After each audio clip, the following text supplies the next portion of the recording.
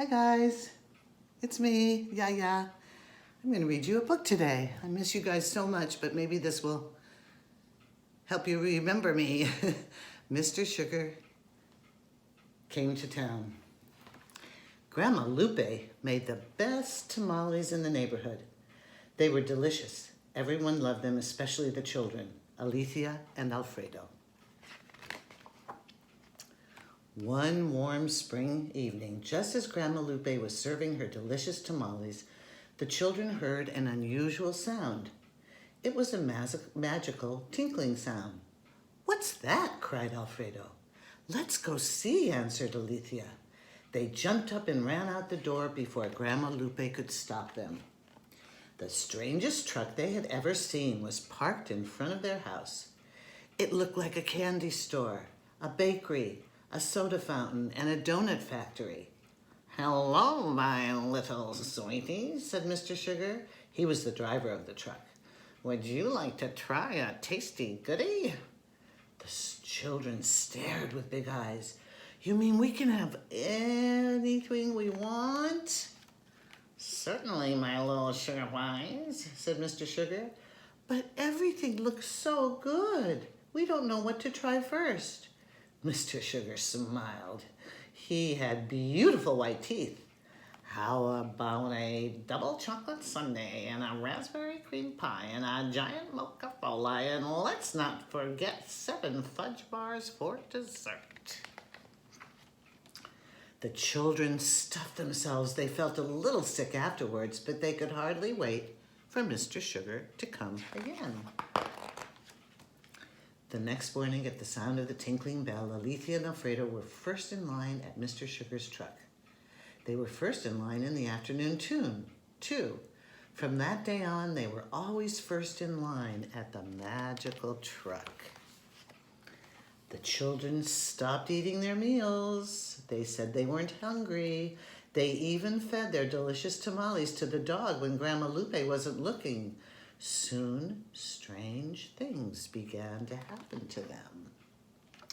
First, they got so fat they couldn't see their feet. Then they found black holes in their teeth. But that wasn't all. In the mornings after they ate at Mr. Sugar's truck, they had so much energy they ran backwards to school, climbed up on the roof, and pretended they were helicopters. They got into trouble.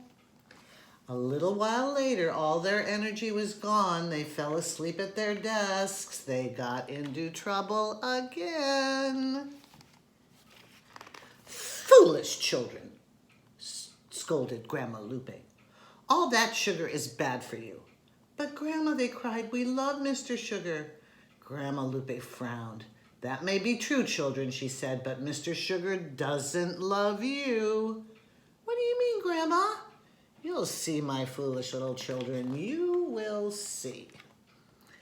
That afternoon, when the magical sugar bell rang, Grandma Lupe marched out to the truck. The children moved out of her way. They wondered what was going to happen. "Welcome, Grandma Lupe," said Mr. Sugar. "I knew you couldn't resist my tasty goodies."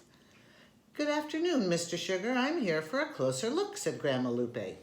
"Certainly, sweet Granny. Step right up here. I have been saving this heavenly cream puff just for you." Grandma Lupe took a step forward. She looked Mr. Sugar in the eye. Then she grabbed his nose and started pulling. "Don't do that!" he cried. But Grandma Lupe kept on pulling with all her strength. At last, Mr. Sugar's face came off in her hands. It was only a mask. The children gasped. The real Mr. Sugar was ugly. His friendly smile was gone. He had no teeth at all. They looked at the food on his truck. It was as ugly as Mr. Sugar. "Look what you've done, Grandma Lupe," cried Mr. Sugar.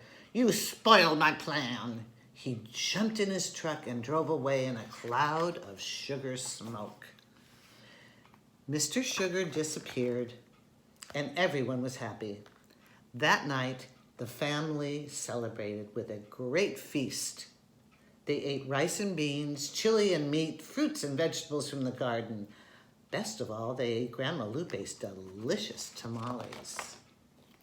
What do I care if those kids don't want me? Lots of people will still love my sugar. You know what?